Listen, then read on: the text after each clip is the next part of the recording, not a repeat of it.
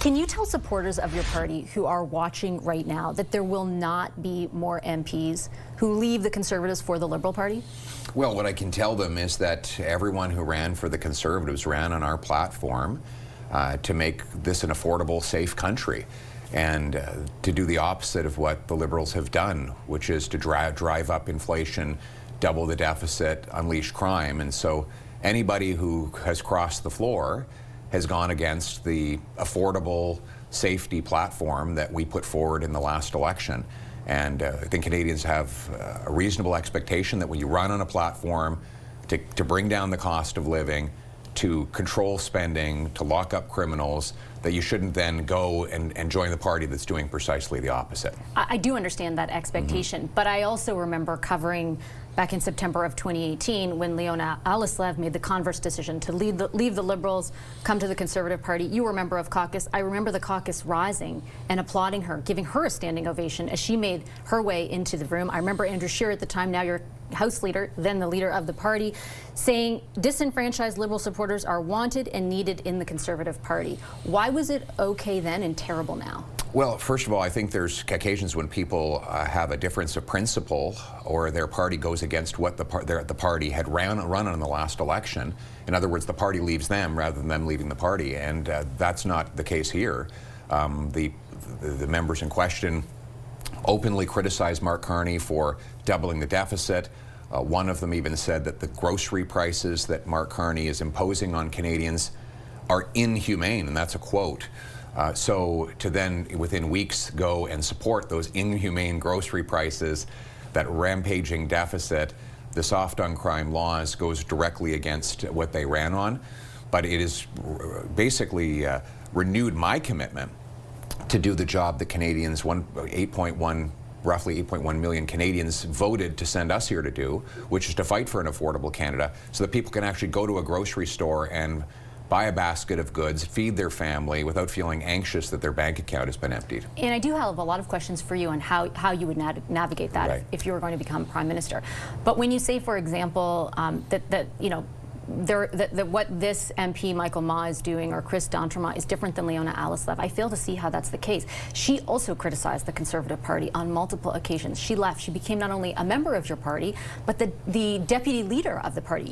I didn't hear you at the time say, this is an abhorrent thing. How could this happen in the way that you're saying right now? Well, I remember at the time she was saying that the Liberals were then driving the deficit out of control. They were leading to rising living costs, that they had a soft on crime policy that was not consistent with what she expected.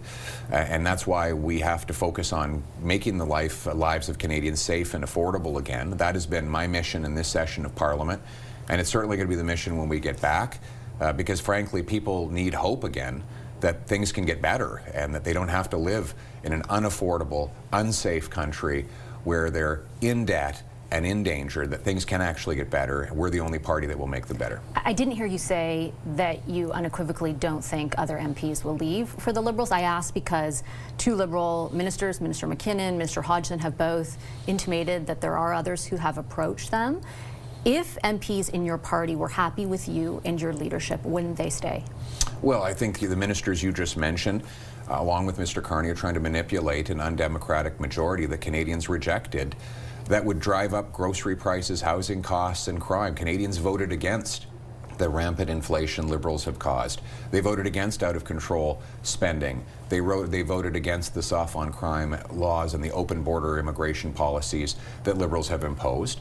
And if Mark Carney believes that he should have a majority to go ahead with the high-cost policies he's running on, then he should get that mandate from Canadians in an election, not through dirty backroom deals. How is it his fault that people left your party? I can't even understand the argument after one MP.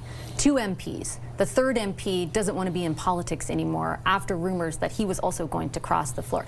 At what point is it not about them and it about you, with great respect? Well, with great respect, Mr. Carney has said that he wants to get a majority, not by winning in a majority government election, but by making backroom deals in order to get floor crossers. And but the Conservatives made backroom deals too. Canadians specifically rejected a Liberal majority in the last election. The vast majority of voters voted against that majority. because they knew that it would mean a higher cost of living, that they would be unsafe in their streets.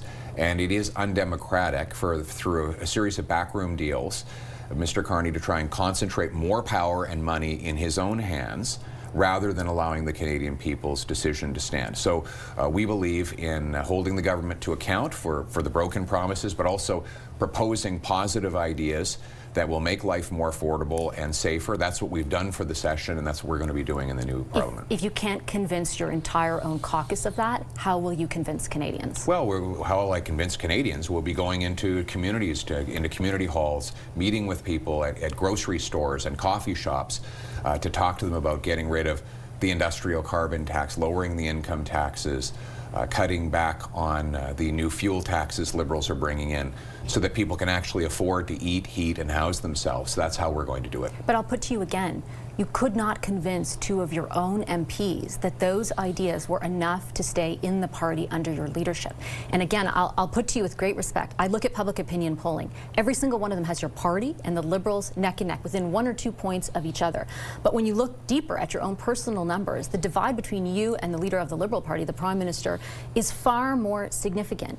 You were supposed to win this election, you lost it, you didn't hold your own seat.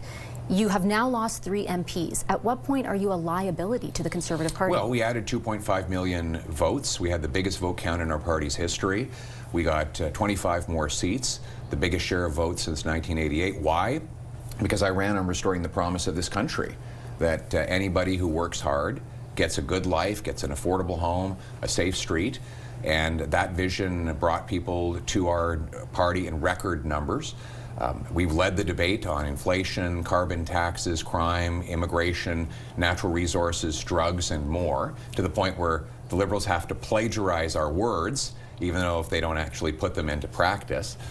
So we've been driving the debate under my leadership, and we're going to continue to demonstrate that if Canadians want those policies that Liberals keep pretending to support, they're actually going to have to vote for the real deal in the next election. But you lost. At the end of the day, you lost, right? And I just don't understand kind of how, after all of that, and I'm not taking away from the election result, the significance of it, and certainly I've directed a lot of those questions at the Liberals to try and hold them to account. But there is absolutely zero sense of contrition on your part, particularly after the loss of these 2 MPs. Why?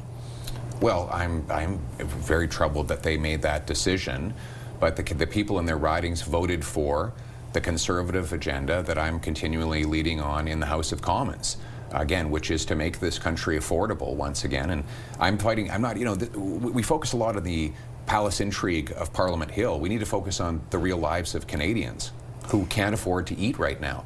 We've got 2.2 million visits to a food bank every single month. That is twice what it was just a decade ago, a number that's increasing this year. Next year, grocery prices are expected to go up another $1,000.